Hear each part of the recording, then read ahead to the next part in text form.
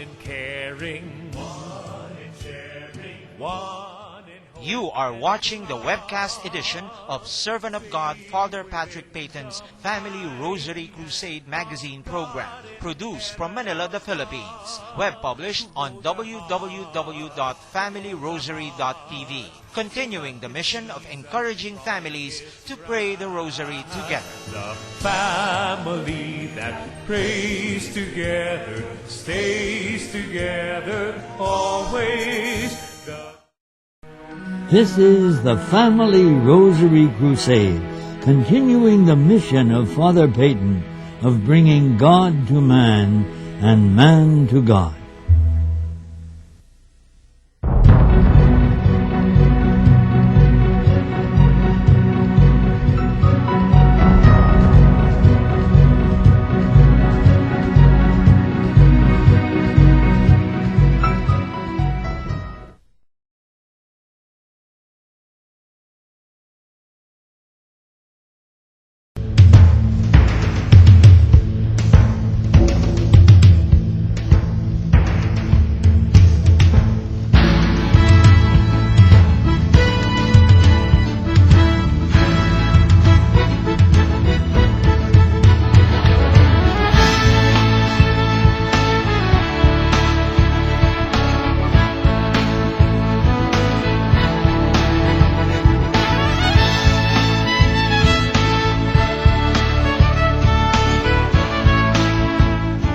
Magandang araw.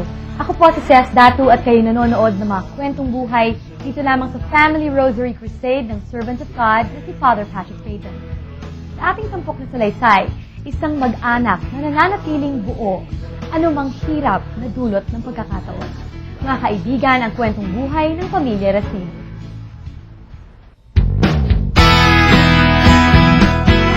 Tubong Alaminos, Pangasinan, si Aris Racine. Panganay sa 6 na magkakapatid. Maayos ang hanap buhay ng kanyang ama na may tailoring shop at passenger jeepney. Pinag-aral siya ng kanyang ama sa Maynila. Pumasok si Aris sa Mapua upang kumuha ng mechanical engineering. Ngunit second year college pa lamang siya nang mamatay ang kanyang ama. Sa kagustuhang matapos ng pag-aaral ay naging working student si Aris. Noong 1976, nakapasok po ako sa Philippine Match Company. Nasa warehousing ho ako, warehouseman, stock clerk eh. Ano po yun yung gawa ng Posporo? Oo, yun. Okay. Pero nasa packaging division po kami sa imprenta. Dumating ang panahong nagtangka siyang mag-abroad. Subalit, naloko naman ang illegal job recruiters.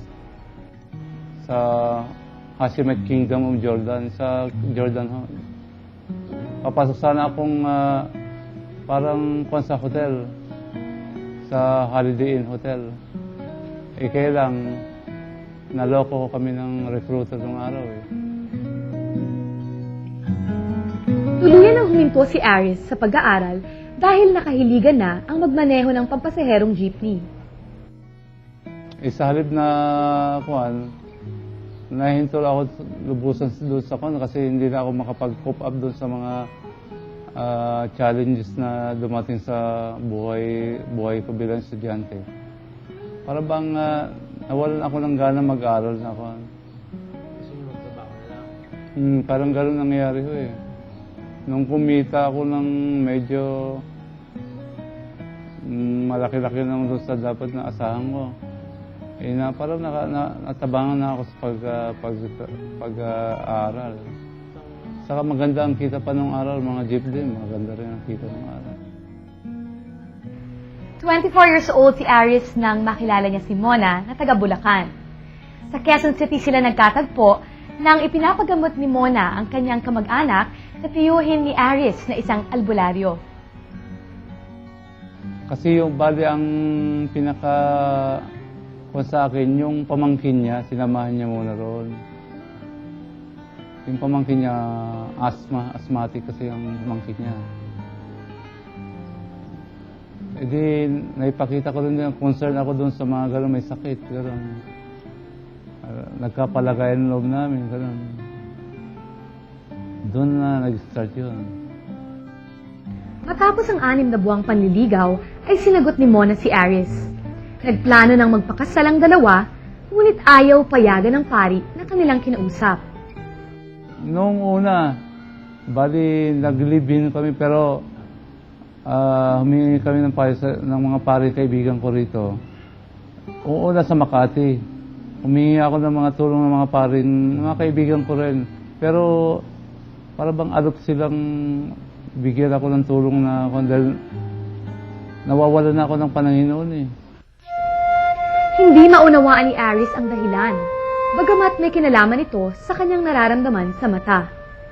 Parang nawalan ako ng sa Katoliko noon eh. Parang nagtampo ako noon. Ayaw ko magsimba noon dahil yung bang nagtampo ako dahil nga yung bang ang hinihingi ko talaga, yung makasal kami, mabilisan yung pagsasama namin. Nabigla rin si Aris na sa sandaling panahon lamang ay tuluyan siyang nabulag dahil sa glaucoma. Parang bang parang matubig yung mata ko. Na merong mga pag nagbiblink yung matang ganon, parang may liwanag na akong nakikita ko kahit na nakapikit ako.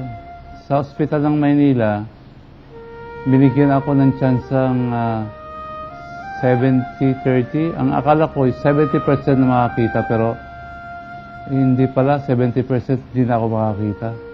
30% lang yung tsansang pwede akong makakita. Pero ang 30% malit na eh. Kaya nung pagkatapos na inopera ako sa ospital ng Maynila, to test kung pwede pang kuhan. Pagkatapos nun, sabi ng doktor sa akin, Mr. Racine, sabi niya, we are very sorry, pero hindi na namin,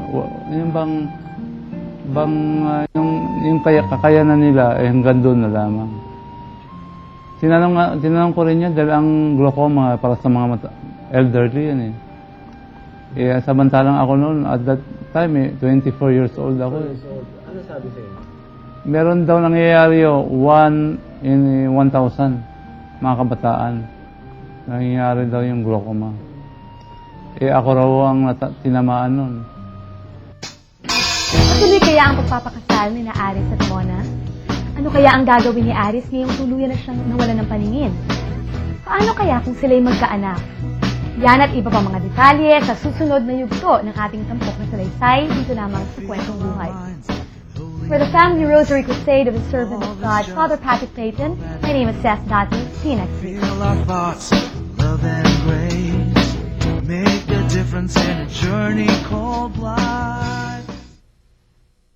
The family that prays together stays together.